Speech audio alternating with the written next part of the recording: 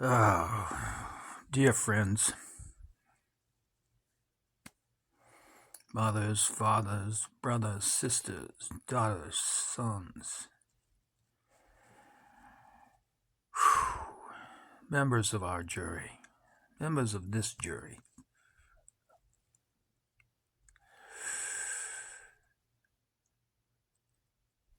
You are here today because that boy, that young boy you see over there,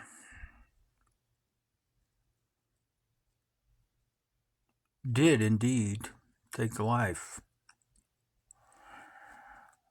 of an old, crotchety man that lived next door. A man who would yell, "Get off my lawn!" on a regular basis. A lonely old man who maybe at one time was a part of us, part of a civil world, who may have been loved, may have even loved. Clearly, given that he's here, he had some parents, and we can make assumptions about those parents. But that is not what we're here to do. That boy over there has no sisters or brothers. He is what's called a lone child.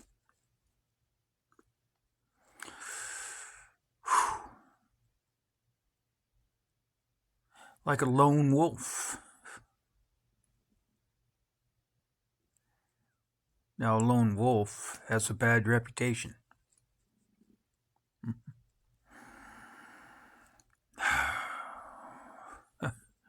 Remember that story from Australia?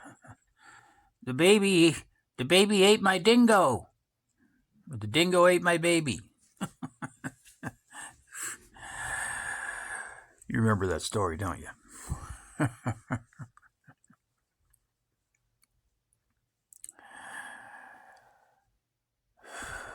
And the dingo seems like a bad character, and they never found that baby, and that mother is still under suspicion to this day. And I'm sure you've all heard that story,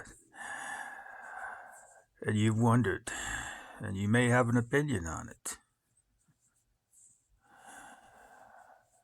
I've wondered, and I'm not sure. I mean, it actually sounds reasonable to me. The baby was, I guess it was about 13 pounds. The average dingo is about 8 pounds, but they're strong as hell. They're like leafcutter ants, they can carry several times their own body weight. And so I can imagine that desperate dingo living in that hot Australian desert. Gets to 130 degrees, sometimes 130 degrees. No water anywhere in sight. That dingo doesn't know anything about civilization. Dingo has no rules. The dingo has one rule, one motivation: survive. Survive. And so instinctually, it does what it needs to do. Now, that's giving the woman some credit.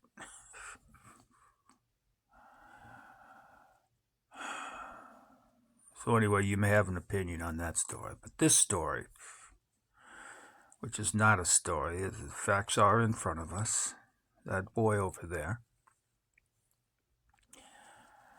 watched An old, lonely man beat his dog to death with a hammer.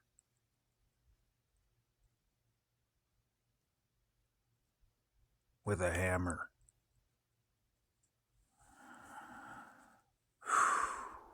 That dog, small little dog.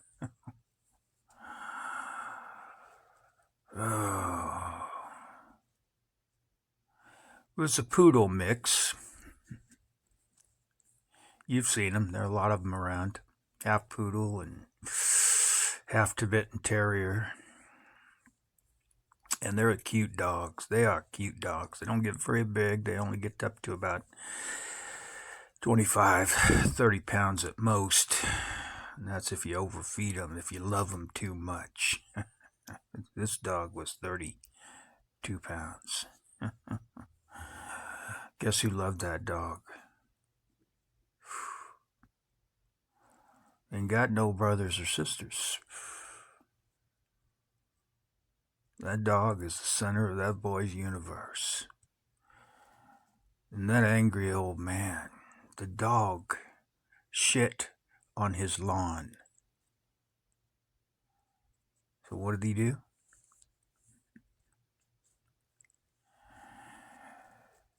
He grabbed that dog, and that's where my client is guilty. He had just recently bought his dearest friend in life a new collar. Had his name on it. Little gold pendant hanging down. Rex. If you find Rex, call. And that crotchety old man, who may have never been loved. He may have always been Miss Mean. Get off my lawn, get off my lawn, get off my lawn. He grabbed Rex by that collar. And he took a hammer and he raised it high in the air. And then he swung with all his old man might and hit Rex in the head. And the hammer went right through the skull. The first strike killed the dog. But did the old man stop? No. The old man looked over and saw the boy was watching. Saw the boy standing in horror in his front yard. Wanting to move, but couldn't move. It just frozen in place. He wanted to run over and save his best friend.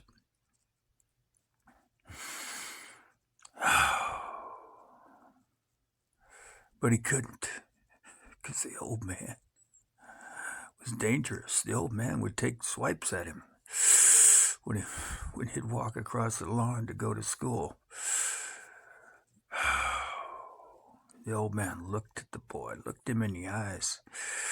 Then he took the hammer and he swung again, crashed the skull some more. And then he swung again and he swung again and he swung again. And the boy fell to his knees and cried. His best friend in life had just been crushed. There was nothing left of the head.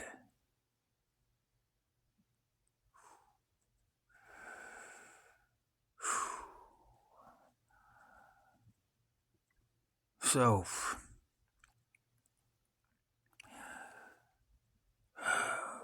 is it self-defense?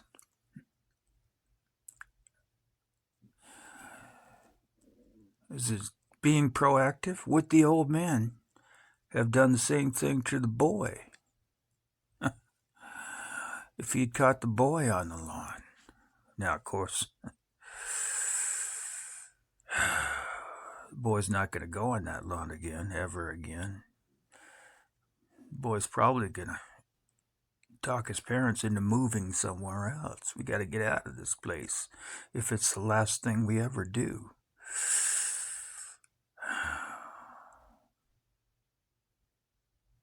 So maybe his parents said no.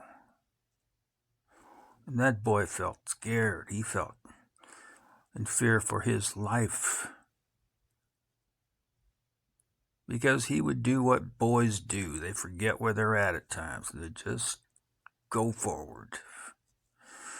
And one day he'd be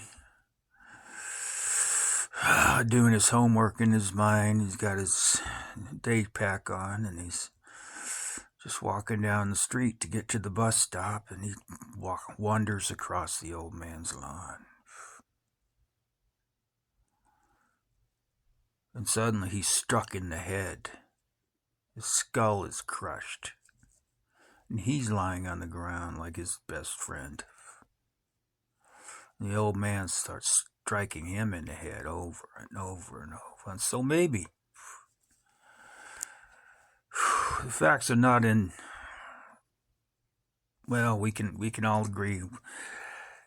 We know what happened to a certain extent. We're fairly certain we know what happened. That scared boy, that angry boy, angry and scared.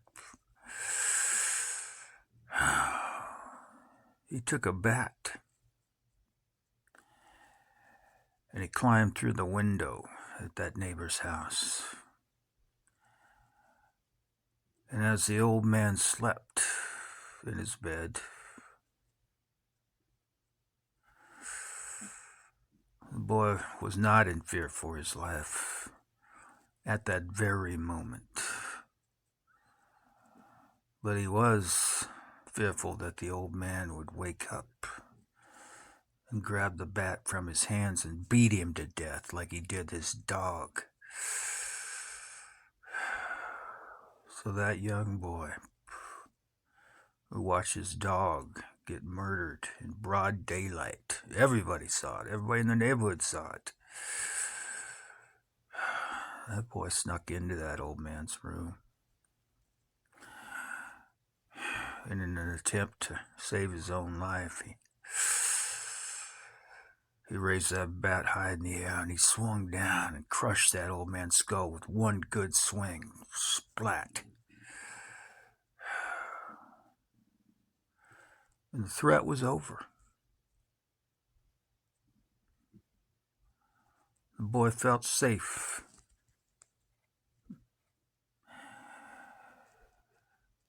And he dropped the bat right there in the bedroom. Old man's dead. Not attempting to cover up his act of self-preservation. Yes. The DA has presented it as not self-preservation, but vengeance. Well, that's for you to decide. And can you get into that young boy's mind? Did he feel in fear for his life? He did have to sneak over at nighttime, cover of darkness, through a window.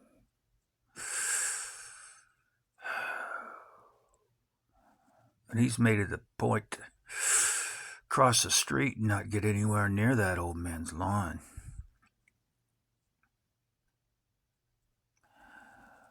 So he dropped the bat right there on the bedroom floor and he walked out the front door of the old man's house. He walked back to his house, into the backyard, and he kneeled down at the grave of his best friend. They buried that dog in the backyard. It has a little head, has a little marker they made out of stone. And the boy chiseled the dog's name in it. That's all it says. It's just a rock. It says Rex. Rough. rough. Didn't intend that, but there it is. You can barely tell, that it says Rex, because it's not easy to use a chisel and a hammer. He used a hammer and a chisel. And can you imagine? Every time he hits that chisel with the hammer, to carve a little bit of that rock out so he can carve the name of his best friend into that rock. Can you imagine? Every time he brought that hammer down, he pictured that old man crushing the skull of his best friend.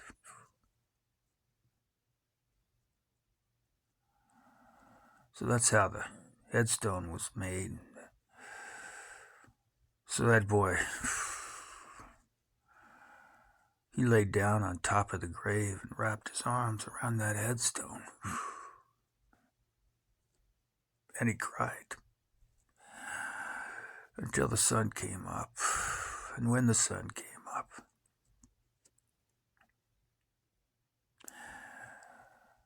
they discovered the body next door, and they came for the boy, and they arrested him. But he was safe now. And so it's up to you, friends, sons, daughters, parents, brothers, sisters, of our jury here today. Was the boy acting to save himself? Was it an act of self-preservation? Remember, this is a child. Children learn by watching us. What was the lesson the old man was giving as he stared him in the eyes and then struck the dog again with the hammer? And then he stared the boy in the eyes and he hit the dog again with the hammer. Now, what is that boy to take from that? What does he expect is going to happen in the future? So it's up to you, friends.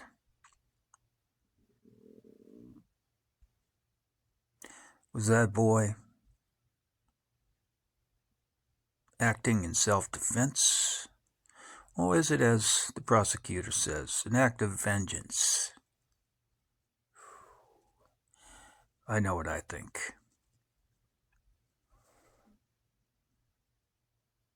I hope you'll be honest with yourselves and attempt to put yourself in the mind of a young 12-year-old boy who watched his best friend murdered, viciously murdered, and watch that old man take some kind of pleasure from it, actually smiling and looking the boy in the eyes. It's up to you now, friends.